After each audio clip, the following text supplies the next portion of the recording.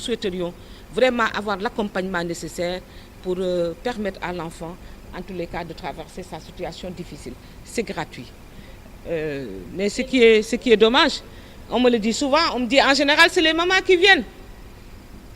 Mais l'enfant, dans tout ce processus tendant à le remettre sur le droit chemin, il a besoin et du père et de la mère. Ça, c'est important. Parce que le travail que les professeurs font en général, et ils le font à merveille, doit être accompagné par la présence des parents, le père et la mère. On a plusieurs centres. Avant d'ailleurs qu'on arrive à la phase de placement, il y a des services qu'on appelle les services AEMO, services éducatifs à milieu ouvert. C'est les services AEMO qui accompagnent l'enfant. Ils commencent à faire des entretiens, écouter les parents, écouter l'enfant, venir voir le milieu. C'est ça leur métier.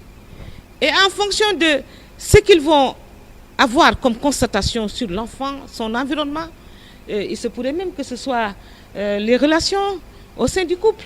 Là également, si un enfant est fragile, il peut être traumatisé parce que simplement, au sein de sa famille, le père et la mère ne s'entendent pas. Il y a des services AEMO au niveau de chaque arrondissement. Nous sommes un peu le conseiller du gouvernement sur les questions d'éducation surveillée et de protection sociale.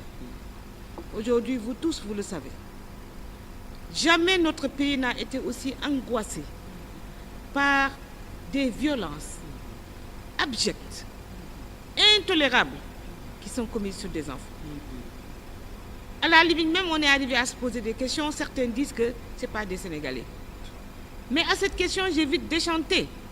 Parce que pour les bébés de 4 ans et 6 ans qui ont été victimes au niveau de, je pense c'est dans la banlieue, quelqu'un qui a pris à Yeumbeul, de petits enfants de rien du tout. C'est des jeunes dont l'un est même voisin à la famille. À la prison.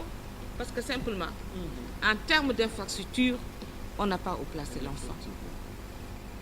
C'est ça qui me fend le cœur. Ça, c'est assez triste.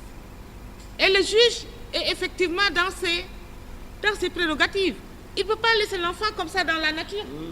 Soit il voit la structure qui a la responsabilité pour dire « je vous confie l'enfant » et la structure va placer l'enfant dans le lieu adapté, soit il ne l'a pas, au moins en prison. Au moins en prison. Je le dis avec une pointe d'amertume, l'enfant aura au moins la sécurité.